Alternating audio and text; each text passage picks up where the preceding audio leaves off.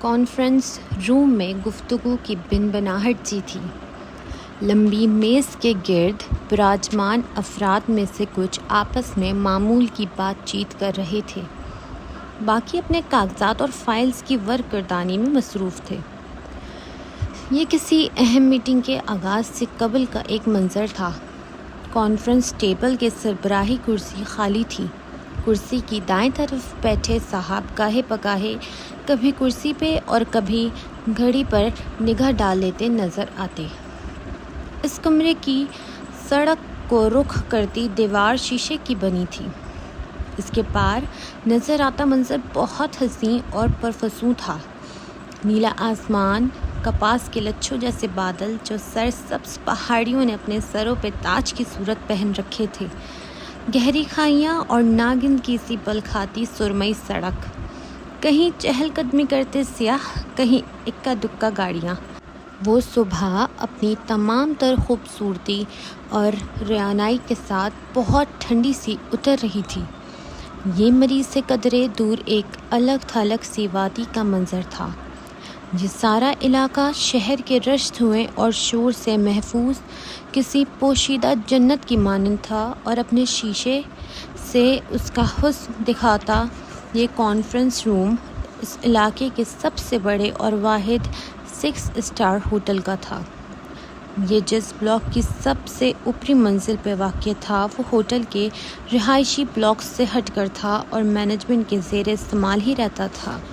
شیشے کے پار جو سڑک دکھائی دے رہی تھی وہ ہوٹل کے عقبی طرف تھی، اور ادھر کی ہی گیٹ سے ہوٹل مالکان اور اہم آفیسرز داخل ہوا کرتے تھے۔ ابھی کافی دیر سے وہ سڑک سنسان پڑی تھی۔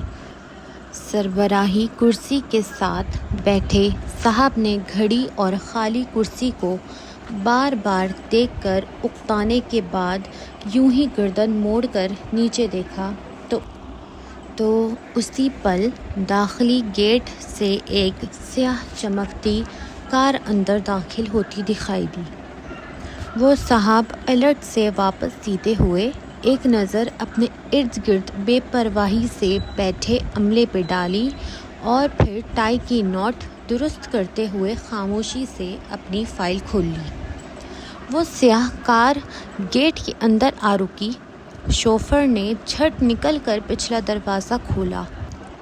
ایک سیاہ کولہ پوری چپل میں مقید پیر زمین پر رکھتا دکھائی دیا، اور پھر ایک لڑکی سیدھی ہوتی ہوئی باہر نکلی۔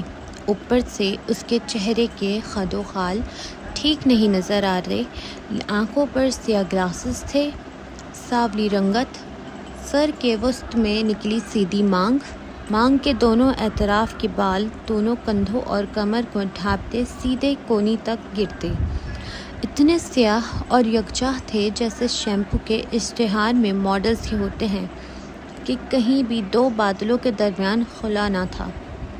ایک سیاہ ہینڈ بیگ کوہنی سے لٹک رہا تھا، سرمئی سادہ شلوار قمیض اور کندھوں پر سیاہ شال جو پیچھے سے آتی، کندھوں کو ڈھکتی، اپنے دونوں سرے سامنے گراتی، جنہیں سینے سے نیچے اس کے بازوؤں نے سہارا دیا ہوا تھا، ایسے کہ شال کی بکل نہیں مانی گئی۔ اس کا چہرہ البتہ اوپر سے دیکھنے پہ قطعاً واضح نہ تھا۔ وہ سر جھکائے اندر چلے گئی اور شیشے کی دیوار سے نظر آتے منظر سے غائب ہو گئی۔ ذرا دیر گزری اور کانفرنس روم کے گلاس ڈور کے پار جو شیشے کی دیوار کے مقابل تھے، وہی لڑکی آتی دکھائی دی۔ کسی ایک کی نظر اس پہ پڑی، سرگوشی ہوئی، ایک سے دوسرے تک نگاہیں اوپر اٹھیں۔ پورے کانفرنس روم میں ہلچل سی مچ گئی۔ فوراً کمریں سیدھی ہوئیں، فائلز ٹھیک کیں، لیپ ٹاپ کھل گئے، دروازہ کھلنے کی آہٹ ہوئی اور انتظار ختم۔ وہ اندر آ رہی تھی۔ گلاسز جو خوبصورت سی چین سے متصل تھے گربان پہ اٹکے تھے، اور دروازے سے سربراہی کرسی پہ بیٹھنے تک اس کا چہرہ سب کی نگاہوں کا مرکز تھا۔ بیضوی چہرہ، سانولی رنگت، پرکشش نقش، سیاہ زلفیں، 24-25 سال کی عمر، وہ سربراہی کرسی پہ آ بیٹھی اور بیگ میز پہ ایک طرف رکھا۔ یوں کرتے ہوئے اس کے کانوں میں پڑی چوڑی کے سائز کی سلور بالیاں واضح ہوئیں جو اس کے چہرے کو ایک عجیب جاذبیت بخشتی تھیں۔ بیگ رکھ کر اس نے سر اٹھا کر سب کو دیکھا اور تب اس کی آنکھیں دکھائی دیں، لمبی سیاہ آنکھیں جن میں باہر آسمان کی سی شفافیت تھی، بادلوں کا سا مبہم سحر تھا اور پہاڑوں کی کھائی جتنی گہرائی تھی، اور ان آنکھوں میں کچھ اور بھی تھا، شاید عجیب خالی پن اور ویرانی، امید اور خوشی کا یکسر پیدا ہونا۔ گڈ مارننگ ایوری ون، اس نے بنا کسی مسکراہٹ کے سب کو مخاطب کیا۔ جواب میں ہلکی سی بنبناہٹ ہوئی، سر اس بات میں ہلے۔ تنویر صاحب، جیسا کہ آپ نے کہا تھا کہ آپ کو آج آڈٹ کے متعلق بریف کرنا ہے۔ وہ دائیں ہاتھ بیٹھے صاحب کی جانب متوجہ ہوئی۔ کیا آپ تیار ہیں؟ ہم شروع کریں؟ یس میم۔ وہ صاحب سر ہلا کر کھڑے ہوئے۔ ان کے میم کہنے کے انداز میں لاشعوری سی بے آرامی تھی، وہی جو اس کے گڈ مارننگ کے جواب میں وہاں موجود ہر شخص کے انداز میں تھی۔ عزت بھی تھی، احترام بھی تھا، تابعداری کا عہد بھی اور تعاون کی یقین دہانی بھی، مگر ایک ذرا سی بے آرامی، جیسے ابھی تک یقین نہ آیا ہو کہ وہ اس کی عزت، احترام، تابعداری اور تعاون پہ راضی ہو گئے ہوں۔ مگر یہ زندگی کے بہت سے دوسرے جذبوں کی طرح محض ایک انکہا سا تاثر ہی تھا، پانی کے بلبلوں کی طرح ذرا دیر کو فضا میں اڑا، مگر اپنی شفافیت کے باعث محسوس ہوئے بنا ہوا میں تحلیل ہو گیا۔ بات ہی ختم۔ تنویر صاحب نے کونے کی کرسی پہ بیٹھی سیکریٹری کو اشارہ کیا، جس نے فوراً سر ہلاتے ہوئے لیپ ٹاپ پہ چند بٹن دبائے۔ پروجیکٹر پر پریزنٹیشن چلنے لگی۔ میٹنگ کا آغاز ہو چکا تھا۔ تنویر صاحب ہاتھ ہلاتے ہوئے بریفنگ دے رہے تھے، اپنے تجربے، علم اور رائے کو باہم یکساں کر کے بیان کر رہے تھے، اور وہ انہی کو دیکھتی توجہ سے سن رہی تھی، اور اس وقت اس کی توجہ ہرگز بھی شیشے کے دروازے کے پار راہداری کی طرف نہیں تھی۔ راہداری میں اس پل کوئی آتا دکھائی دے رہا تھا۔ وہ گرے ٹو پیس میں ملبوس، لمبا چوڑا، خوش شکل سا 28-29 برس کا مرد تھا، جس نے ہاتھ میں ایک فائل فولڈر پکڑ رکھا تھا۔ وہ کانفرنس روم سے ذرا دور سیکریٹری کے ٹیبل کے ساتھ رکا، پھر متلاشی سی نگاہوں سے ادھر ادھر دیکھا، چند لمحے کچھ سوچتا رہا، اور ایسے کرتے ہوئے اس کی پرکشش بھوری آنکھیں سکڑ گئیں۔ پھر کسی نہج پہ پہنچ کر اس نے اسی ٹیبل کی کرسی کھینچی۔ اس کے انداز میں اعتماد اور آنکھوں میں عجیب سا عزم تھا۔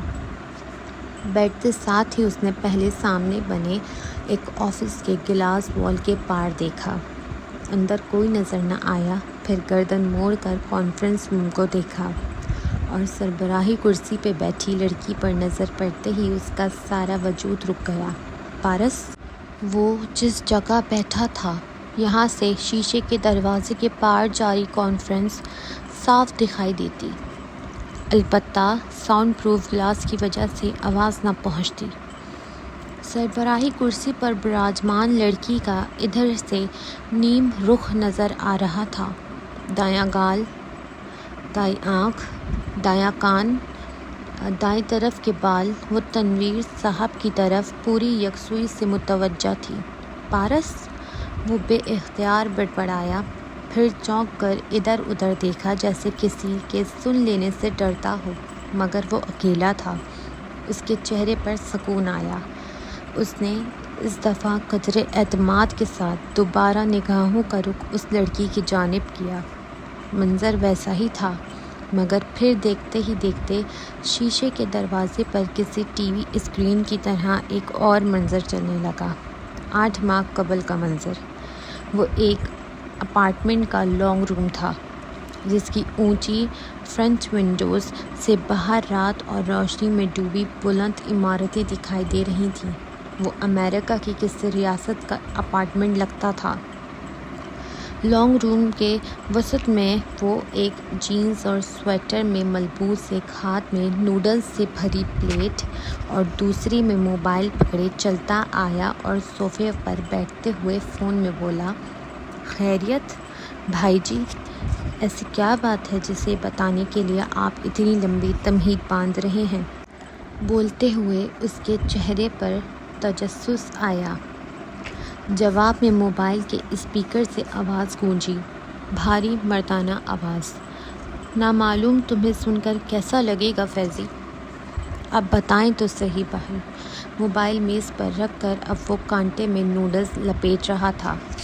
میں نے شادی کر لی ہے۔ نوڈلز لپیٹتا اس کا ہاتھ ٹھہر گیا۔ اس نے سر اٹھایا، چہرے کے تاثرات بلینک ہو گئے، جیسے سمجھ نہ آیا ہو۔ پہلے حیرت، پھر خاموشی، پھر ہچکچاہٹ۔ جی ویل مبارک ہو، مگر اتنی اچانک؟ میں آ جاتا پہلی فلائٹ سے۔ اب کہ اس کی آنکھوں میں گلہ اترا۔ نہیں، میں ابھی پارس کو اپنے خاندان سے دور رکھنا چاہتا تھا۔ میں نے خود ہی کسی کو نہیں بلایا۔ پارس؟ اس نے دہرایا، میری بیوی۔ ہم نے 1 ماہ قبل شادی کی ہے، یہی مری میں۔ اوہ، آپ ابھی تک مری میں ہیں؟ وہ چونکا۔ ابھی 1.5 ماہ پہلے آپ مری گئے تھے، برف باری دیکھنے اور مری والے ہوٹل کا وزٹ کرنے۔ میں سمجھا تھا کہ آپ واپس لاہور آ گئے ہیں۔ نہیں فیضان، میں واپس نہیں آیا، مجھے یہاں کی آب و ہوا راس آ گئی ہے۔ اس نے نوڈلز کی پلیٹ رکھ دی۔ چہرے کے تاثرات عجیب تھے، جیسے پریشان ہو، خفا ہو، مگر ظاہر نہ کرنے کی کوشش کر رہا ہو۔